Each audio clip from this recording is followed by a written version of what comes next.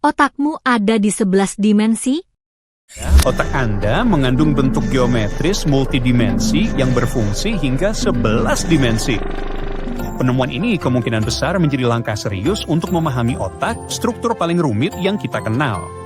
Kita terbiasa melihat dunia dalam 3 dimensi, tapi otak mungkin bekerja dengan cara yang berbeda.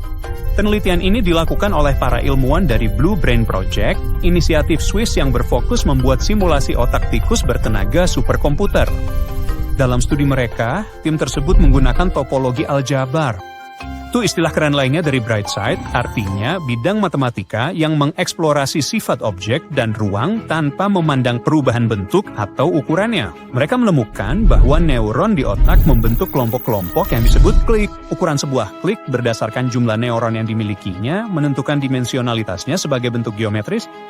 Nah, ini bukan berarti dimensi fisik seperti 3 dimensi yang kita alami, melainkan mencerminkan koneksi dan hubungan dalam jaringan otak. Para peneliti mengidentifikasi puluhan juta struktur ini di bagian-bagian kecil jaringan otak.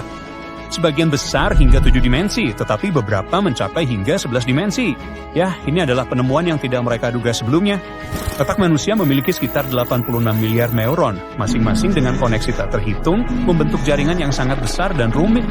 Dengan kerumitan seperti itu, tidak mengherankan jika kita masih belum sepenuhnya memahami cara kerja jaringan ini. Jadi, untuk menguji kerangka kerja mereka, para peneliti menggunakan model neokortex tahun 2015, area otak yang terkait dengan fungsi tingkat tinggi seperti persepsi sensorik dan kognisi.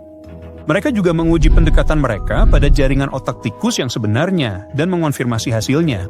Mari kita bahas temuan studi ini dengan istilah yang sederhana. Silakan. Para peneliti memeriksa otak dengan 2 cara, dengan memperbesar neuron individu dan dengan melihat gambaran yang lebih besar tentang bagaimana semuanya terhubung. Mereka menemukan kelompok neuron yang sangat terhubung. Mereka disebut klik seperti yang saya katakan, dan ruang kosong di antara mereka juga dikenal sebagai rongga.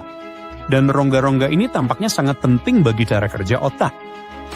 Saat mereka memuji model otak mereka, neuron bereaksi dengan cara yang sangat terorganisir.